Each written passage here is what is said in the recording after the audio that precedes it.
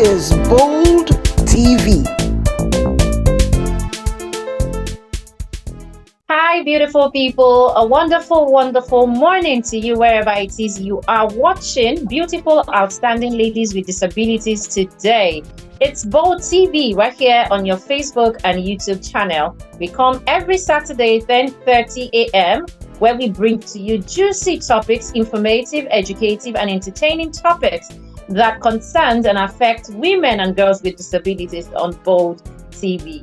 Welcome one, welcome all to today's edition of the program. And it promises to be as interesting and exciting as ever. With my ladies together, we are co-hosts on the show, and we have a guest today. And together we shall be discussing a topic of importance, especially as it concerns the just concluded Children's Day. We will bring to you our topic very shortly, not before my ladies and I have introduced ourselves. So I'll go first. My name is Oluwatomisi Adeyefa. I'm a broadcast journalist, I'm a copywriter, a sound engineer. I'm the Chief Leading Officer of Purple Abilities Foundation for Women and Girls with Disabilities.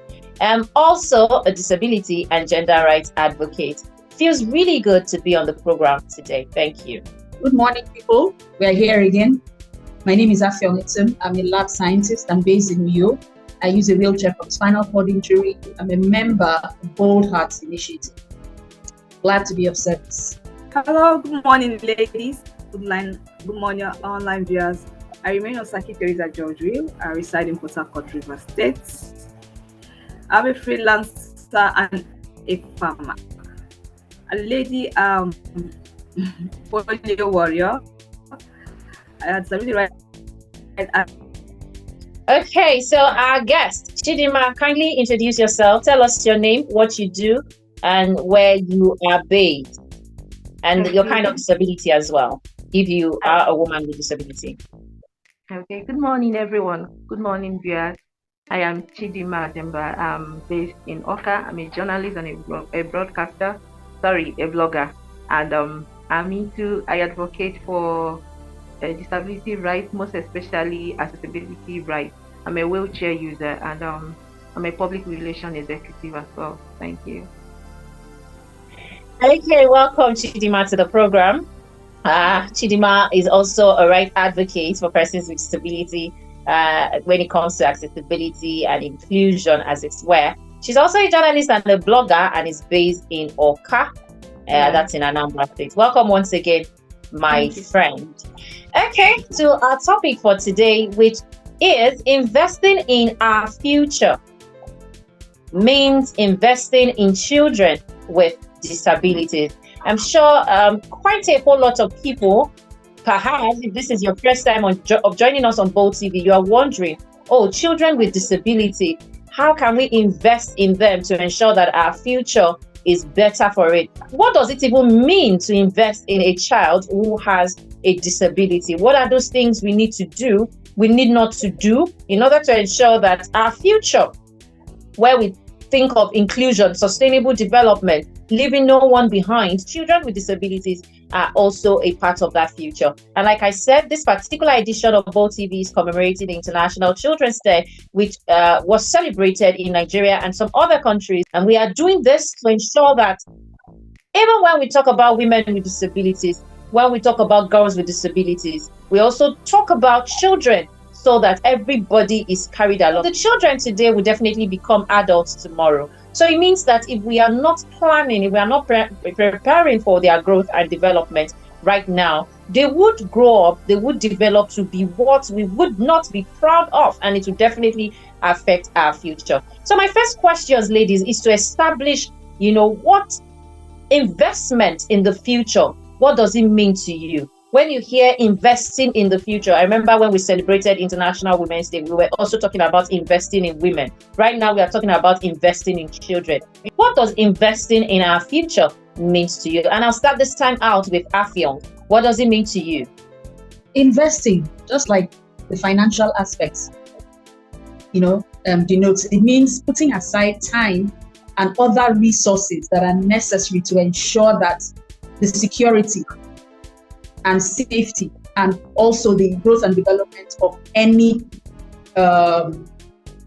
project any person, any aspiration.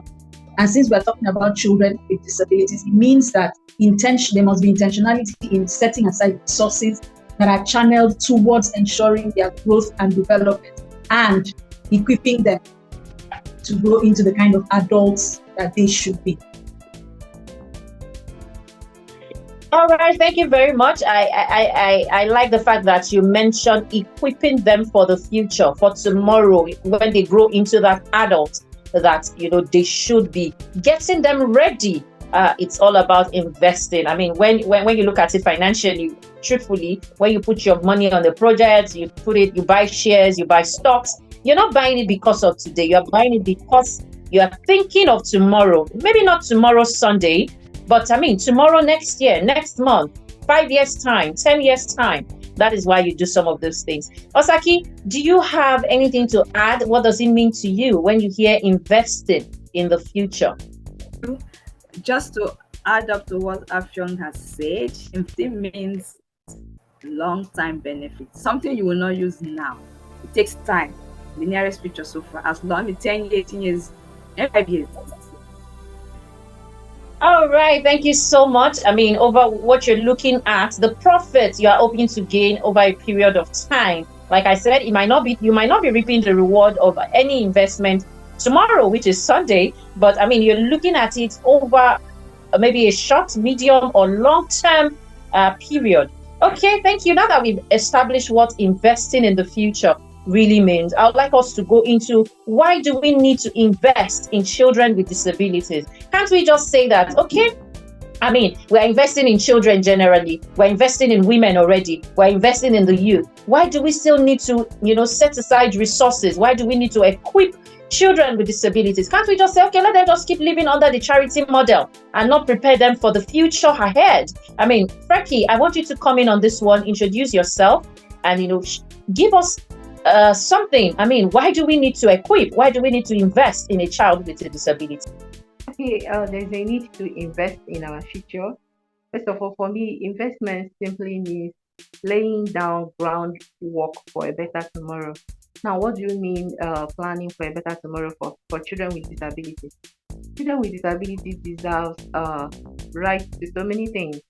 So if we do not plan for them now, they will grow up to find it difficult, just like most of us did while growing up. They deserve a better tomorrow, because if we do not plan for them, their potentials will not be discovered on time, interventions will not be made. There is every tendency that they will not even go to school, talk more of developing themselves, and even self-advocacy, like advocating for their rights.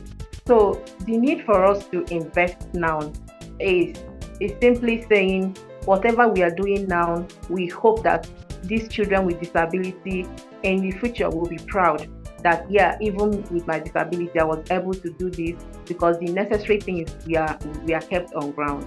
So that is one of the reasons. So basically, reasons why we need to invest for the future of children with disability, it starts with their development. It starts with education. It starts with giving them that right, for them to realize that they have a right to so many things. Thank you. Okay, thank you very much. We'll go into the how very shortly, but I mean, I need to also explore other reasons. Disability comes with a notion from the society. People are looking at you and like, oh, you shouldn't go out, you should stay indoors, you shouldn't do anything. Your family, your friends, people around you should cater for your needs. The government, in fact, I've seen people who say that the government should base you people on salary, whether we work or do not work. We should just be paid salaries and all of that. So the society is quick to say that, oh, you don't need any kind of, growth or development. I remember when I just got blind as a teenager. I was a teenager when I got blind. And then I had an aunt who said that they should just give me a room in the house, just let me be there, let me be selling, small things, and, hopefully they'll get someone to come marry me. And then I start having kids that would in turn now take care of me. So imagine a child with a disability who is in that shoe right now, or probably whose parents are looking at it like, why do we need to even send you to school? Why do we need to say you should go learn a trade? Why do we need to boost your self-confidence and self-esteem? Afyon, Why do we need to invest in a child with a disability? I was really hoping you come, because I have it out for those kind of people. But I'm going to respect myself and hold myself because I don't want to go strong online. But the fact is that before, if you look at the acronym, it's the name, child with a disability. Before anything else, that child is a human. Before the disability, that child is a human being entitled to the same human rights as anybody else. So what you do for the child without disability, you must also do for the one with disabilities, and even more, because that child has a double disadvantage. The helplessness of a child coupled with that of disability. Being a child is hard because you have to depend on everybody else for everything. And then imagine not being able to do the things that any normal child should do, any other child should do. That alone, I know in our society it's not common to the mental health of children is not usually taken into account. And so we just assume, it's a child, what does she know? What does he know? They don't need to think. We'll think for them. So nobody really bothers to find out, how does this child feel? How is he or she coping? So if you don't even equip them with the knowledge they need, the coping strategies, and then tomorrow you are no longer there, with the parent or caregiver, you're no longer there. How does that child survive in a world that is already biased or prejudiced against him or her? That is why it is necessary. Independence is one of the greatest gifts you can give to any person with disability, regardless of age. So if you don't even equip that child to be able to stand on their own, you don't raise them in a way that boosts their self-esteem and instills that sense of self-worth and value, then you're raising a prey. And the society we are in will gladly, we have enough predators, will gladly prey on that child. And two things can happen. That child becomes a victim or goes to the other extreme where they are perpetrators, because somehow you have to survive. This is a no-brainer.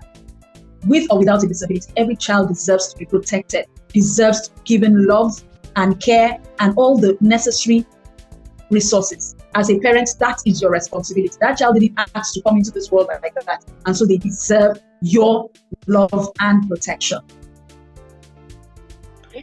Thank you very much, Afyong. The child is human first before the disability. So as parents, you're watching this video right about now, you've got that child who is with a disability, and then you're looking at it like, you have other children who are without disabilities, and you're sending those ones to schools, you're getting them empowered, you are bringing them in on conversations, you're allowing them to do things for themselves, and you're not also equipping this child with a disability with the same privilege and opportunity. You're not being fair. That's not a fair treatment, honestly, because that child is first a child before the disability. And so they need love, they need care, they need attention, and they need all the necessary support they can get. Now let's move on to the how. How do we equip or invest in our children so that it also translates to us investing in our future? Because the truth of the matter is, when these children are stable, regardless of their disability, you as a parent, you as a society, you as a nation, you as the government, you have rest of mind. Because it would then mean that you have done what you need to do, and then you have set them up for the challenges in the future. And now you can rest easy, knowing that they will do you proud wherever it is they find themselves. So how do we invest in children with disabilities to also invest in our future? I'll start this time with Osaki, and I want you to talk on the family. How can the family invest in children with disabilities? Thank you, Tomisi. Okay, I think this topic brings me back to my life, because all through my life, a child not being invested when having disability, when with disability. And for a family, like I would say, let this child mingle with every other child. Don't isolate the child. The same treatment, fair treatment you give to other children, give to that same child. Let that child be educated, the right manners, grow up in a home per se. I grew up in another place. We were taught the basic things of life, like I would say independence. What the Romans will tell you there, they will tell you that you won't stay here forever. One day you will live on your own. And they keep on telling us about married life. They're like, it's when you are married. Is that you treat your husband? You know, then we are kids. We are like children. And they keep on putting this marriage into your mind, or we are going to manage things. So they make sure that we do everything. Though they have staffs that could do all of this house work, but they never let the staffs do it. The staffs only do it when we've gone to school. And they'll tell you, sweep the house. So you will crawl and sweep the house. You will wash the plates. You do everything a child at your age would do.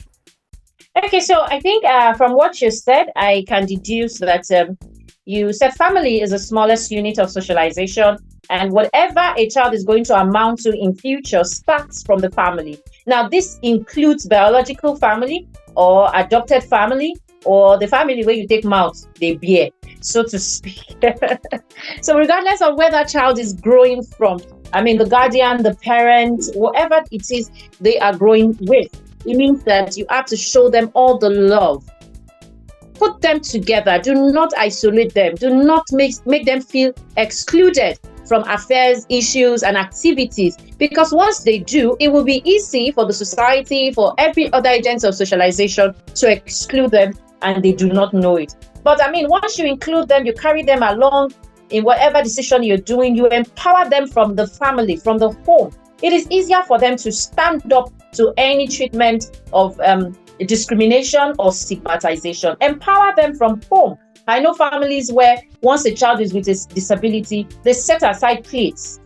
Like the child do not use the plates that other children without disabilities use to eat. You know, it's a case of when they have visitors, they tell them to go in, stay there, don't come out until my visitor is gone. In fact, when you go to those houses as an advocate for disability rights, and you say, okay, please release this child to us, let us take the child to school, they say they are ashamed to be related with such a child. And sometimes they do all that is in their power so that you don't take that child away, or they do not get to see the child outside. For me, I think it's even a criminal offense right now under our National Disability Act. I mean, prohibition against discrimination, prohibition of discrimination against persons with disabilities. If you are caught keeping your child at home when you should send that child to school as a parent or as a guardian, it's a criminal offense, and you might be taken to court and be made to face the arm of the law if you are caught doing that. So bring them out, ask questions as a family on how to relate with them. That way, you are building them for the future we all deserve and desire. Chidima, I want you to talk on the government as well as civil societies and community-based organizations. How do you think these two institutions apart can help to invest in the future that we deserve and desire by investing in children with disabilities?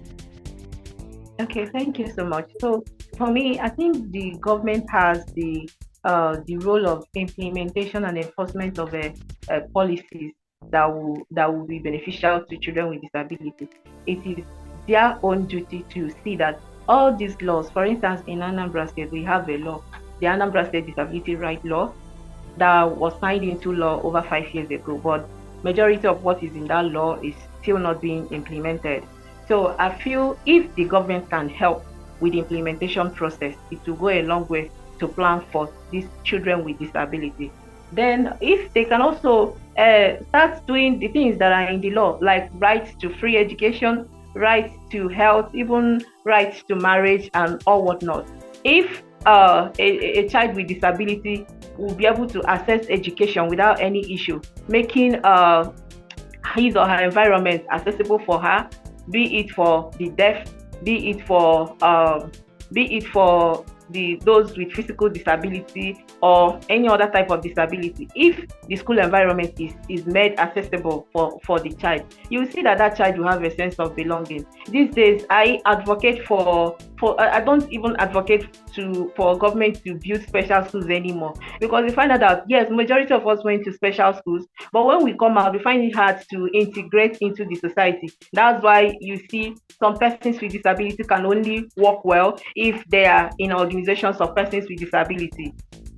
Someone once asked me, you're a person with disability, so what are you doing with Ministry of Transport, because I work as a public relation officer for the Vehicle Inspection Service Department. And I'm like, I'm a human being. I believe I should be able to work anywhere. You see? So if the government can provide free education, give access to healthcare, it will go a long way. Then for community-based organizations and civil society. For civil society, is more of training of caregivers and organizing capacity building programs, advocating, because the majority of what we are able to achieve right now is as a result of what civil society are being able to do in Nigeria. Even the said law that we have is a product of civil society. So I believe their duty is more of training, awareness campaign, and just advocating. Then for Christian based, you said Christian based, right? Community-based organization, Okay, like organization for and of persons or children. Okay, for community-based, for me, I feel they still have the same duties with civil society as well. But in this case, it's more of teaching, the society to be more kind to children with disabilities, to show empathy, to quit anything that has to do with discrimination. That a child is with disability doesn't mean he or she should be disregarded or should be treated as a trash. I mean, if we start from our families, our extended families, to our communities, getting persons with disability involved, giving them right to participate, it will change a whole lot of things. Because most of the problem we have is people's attitude to persons with disability.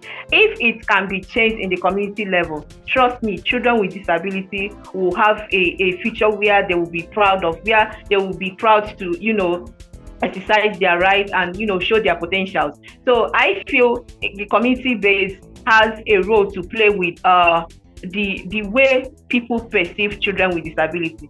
Children with disability are low cost. They are not cost children, and they are wonderful. I mean, all of us, most of us are persons with disability, and we were once children with disability. So it's a combined effort, really.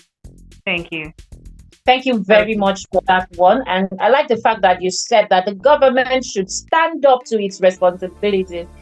We are all clamoring for, inclusive recreational centers. We're saying, okay, children with and without disability should be made to relate together. We're saying that in our neighborhood, in our family, children without disability should relate well with children with disabilities. So how would you advise, what would you say that children without disabilities, how would you, think they should contribute to investing in children with disabilities? Because if you had once been a victim of children when they talk innocently, yeah, it's an innocent talk, but I like the fact that you were the one who talked about mental health the other time, about the mental health of children with disabilities. So how do this group of children consider themselves a part of investing in the lives of children with disability as well as the society? Thank you. Okay. First and foremost, children are only they learn from adults. So before children can become better citizens, those who are raising them, children are a product of the knowledge that those who raise them have. So if the adults don't know better, they will pass on the dysfunction, they will pass on the wrong information, they will pass on their biases and prejudices to children. So most times you hear children say those things, they heard it from an adult. They've heard an adult make derogatory statements about a person with disability. And so they grow up thinking that people with disabilities are meant to be shunned and, treated poorly. But if they grow up seeing their parents treating a person with disability as a human being first and extending kindness and compassion, the children will do the same.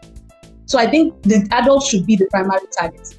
When the adults are educated and when their minds are transformed in this level of thinking, it will go a long way, because they will be the primary, the first contact for the children, first teachers for the children. And then another thing that can be done is including disability education in mainstream curricula.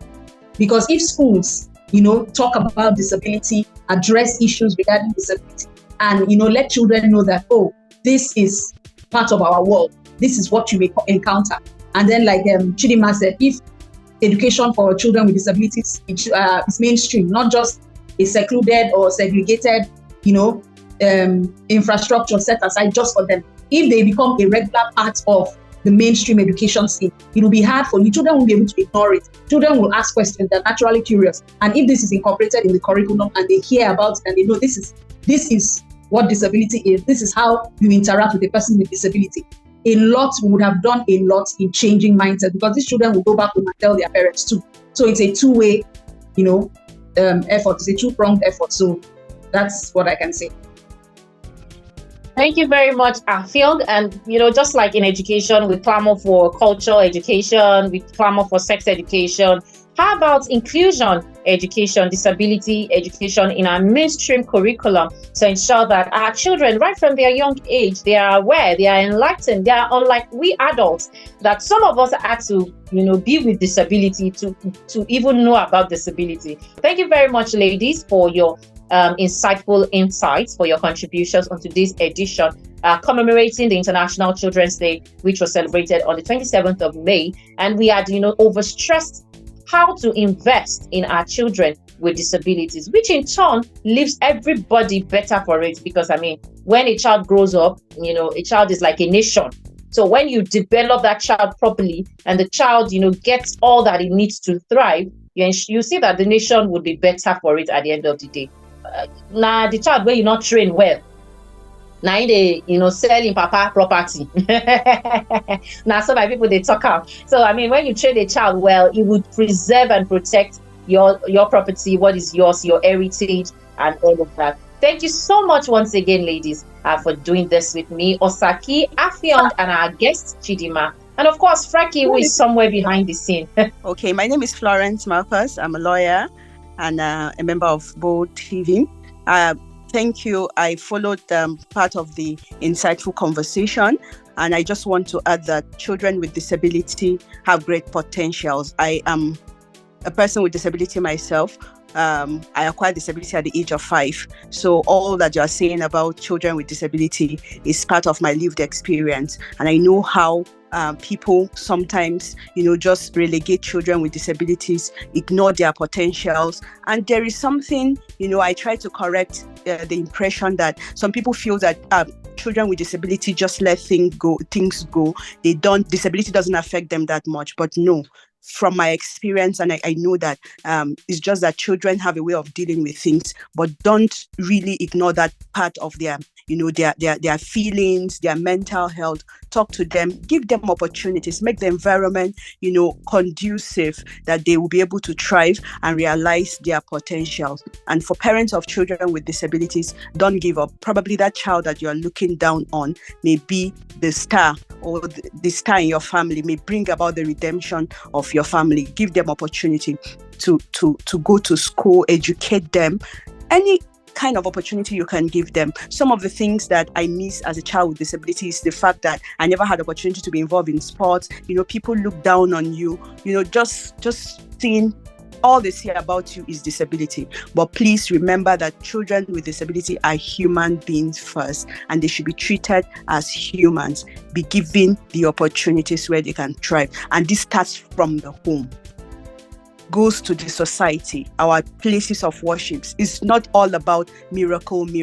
By the times the parents keep pursuing miracles from one church to one prayer house to one mosque and all of that, time would have passed and their mates would have gone far in their studies or whatever endeavor they are going to. So please, there are times that we have to first, as parents or the family and the society, accept the child's disability, then look for ways to help the child, grow with that disability, and it will help his mindset, it will help him. And finally, please help them to be independent as much as possible too. Don't just pamper them because they have a disability. I learned that from my mother, and because of that, I could do almost everything. Like I could just help myself and be everywhere. Like I was in secondary school, boarding house from JSS1 to SS3 because my parents taught me how to be independent. Everyone can be independent. Thank you. Thank you very much, Florence, for that, very, very insightful contribution right there. I'm a living testimony to that church religious houses biases. And up until the time I went for my youth service, I was working, my grandma, who is of blessed memory right now, was still looking for a miracle center. So I'm a product of the fact that my mom, despite the fact that people were telling her, oh, is this what you want for your daughter? Is this how you want her to be? Can't you just make effort? Yeah, she made efforts, to see how the eyes could, be opened. However, she didn't stop. She allowed me to develop, to grow. She asked questions, and I was able to get back on my feet in no time. I tell people that I got blind 2009 February, and by January 2010, I was in a rehabilitation center. Quite a whole lot of people who had disability later in life will take years before they find even that rehabilitation center. And that has really helped me. When I tell people my age today, they're like, wow. So I was thinking you would have been at home for like 5, 6. So they are trying to calculate 5, 6 years to my age anyway. So I can really relate to that point. Thank you so much, Florence, for joining your thoughts to the ladies' thoughts on today's edition of Beautiful Outstanding Ladies with Disabilities Television, Bold TV. Thank you once again, Chidima Ajemba, for joining us on the program. We hope that you will join us again whenever we did call on you. And that's the size of our package today.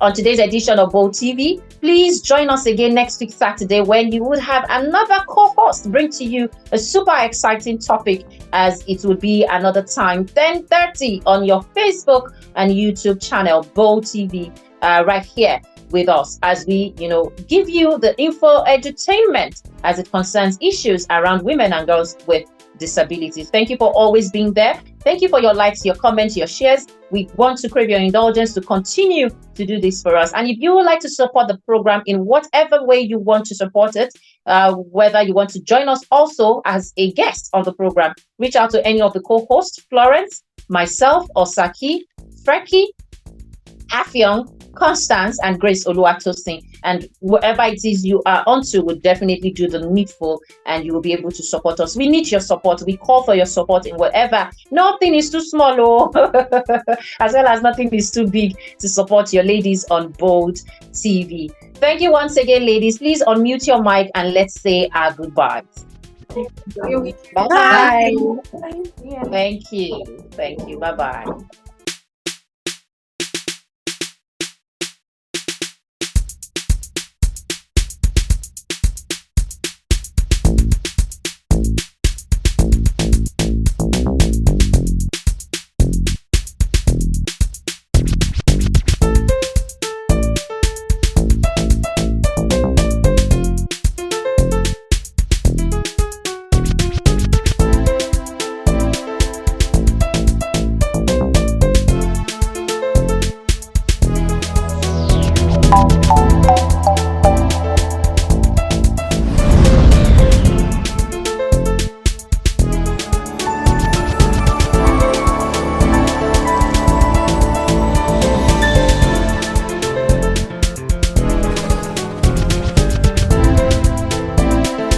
This is Bold TV.